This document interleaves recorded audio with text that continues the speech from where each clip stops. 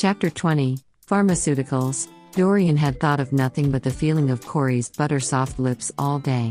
He was left alone with his mind and his memories of the morning's antics. All he could do was sit and wait for Corey's return, wondering what the other boy was thinking and feeling and resenting.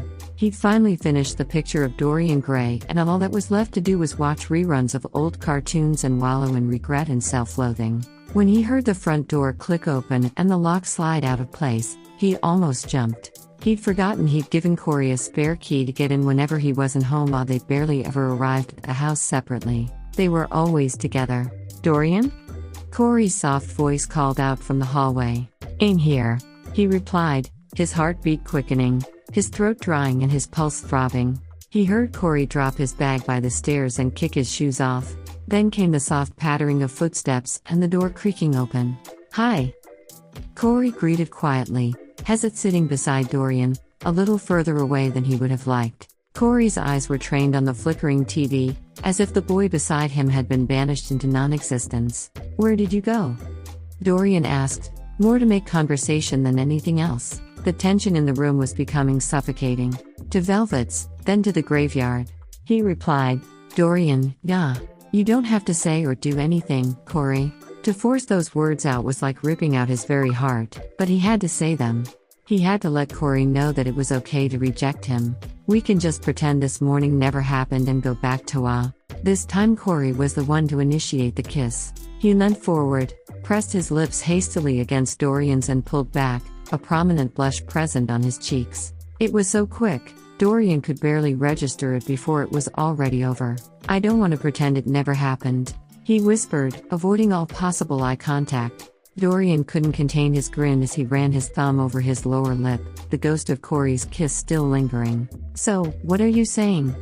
he asked nervously. "It doesn't make sense not to peruse something we both want," Corey explained. "We have the potential to be something really beautiful, Dorian. I don't want to risk not taking that opportunity."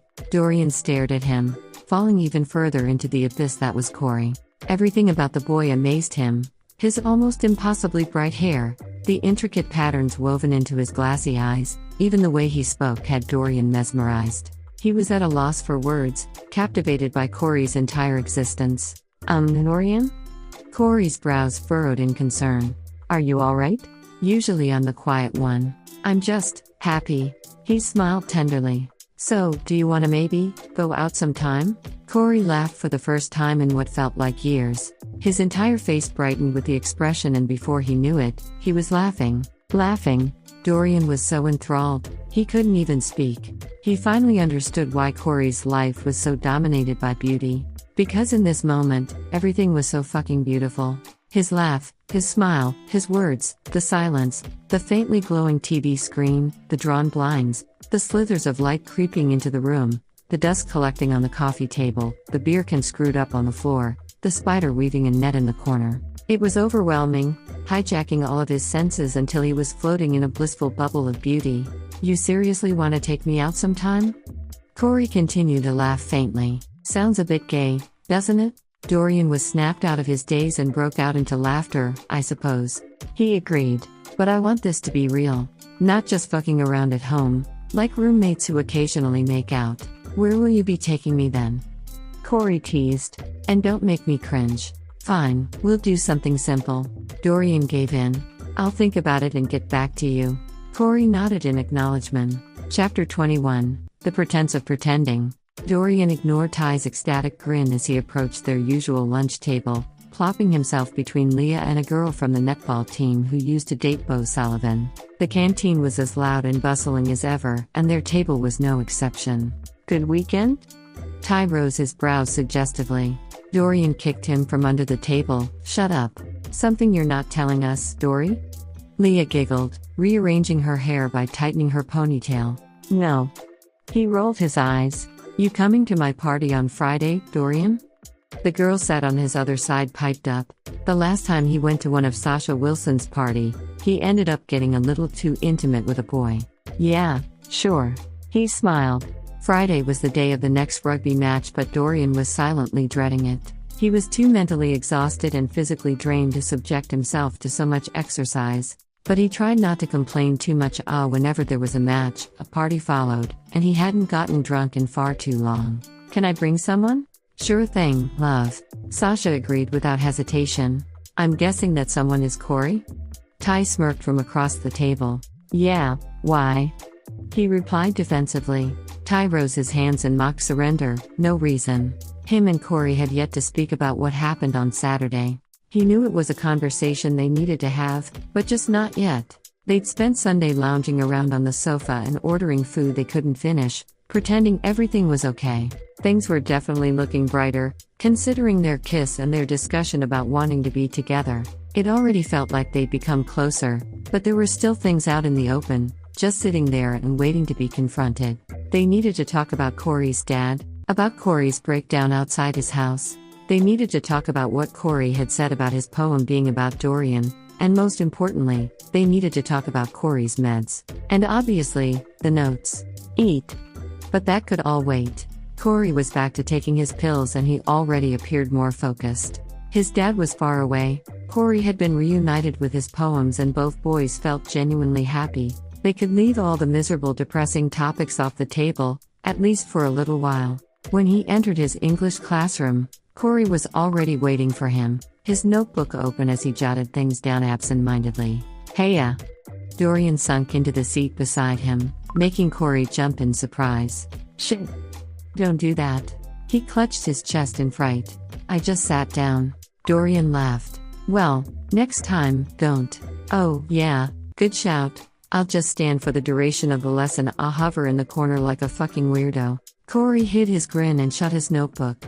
The rest of the class were still filing in lazily, the teacher's desk empty and waiting. They hadn't done anything since their first kiss, minus the quick peck Corey had given Dorian to shut him up. They carried on as normal, ignoring the undercurrent of romantic and sexual tension lurking beneath their relationship and interactions. Corey wanted to kiss Dorian again, and Dorian wanted to kiss Corey again, but neither felt as though they had the right. Maybe after they'd been on a real date, things would speed up a little, their relationship gaining momentum. I've got training after school every day this week, Dorian moaned. It's something they always did before a big game. Intense practice. Are you okay to get home tonight? Or do you want to wait for me? It's okay. I have a job interview. Dorian's brows shot up in surprise. You have a what? An interview. It's at that cafe in town, Atalia's tea room. I'll meet you back at the house later. I didn't know you were job hunting, Dorian commented. Corey shrugged, acting nonchalant. I just dropped my CV off at a few places. I didn't expect them to even contact me. Of course, it wasn't as simple as that. He'd given it a lot of thought and decide. Chapter 22, Talk. When Dorian returned home from practice, he was caked in mud and his smooth skin glistened with sweat. His uniform was faded from years of use and his unkempt hair was even scruffier than usual. He entered the house to find Corey sat at the kitchen counter, hunched over his notebook, pen in hand. Corey's hair was damp and he smelled vaguely of coconut and soap. He was already dressed in his pajamas, a hot chocolate steaming beside him. Dorian watched him for a moment, wordlessly examining him. He looked cute. His half-dried hair, fresh skin, slightly flushed face. There was an innocence about his appearance, something childlike in his clean fluffy jumper and the way he held his pen. Hey!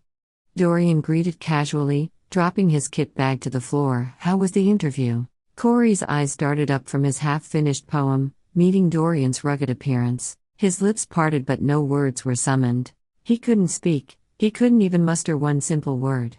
All he could do was drop his pen, leave his seat and march straight up to Dorian, cupping his cheeks in his gentle hands. Without a moment's hesitation, he leant up and connected their lips, pressing his body onto his. Dorian was frozen for a moment before he melted into Corey's soft kiss, moving his lips in sync and clutching onto the smaller boy's waist. The second Dorian's hands caged him to the spot, Corey pulled back hastily, as if he burned himself on Dorian's hot flesh. His clouded eyes cleared and he snapped out of whatever trance he was in, blinking up at the taller boy in mortification.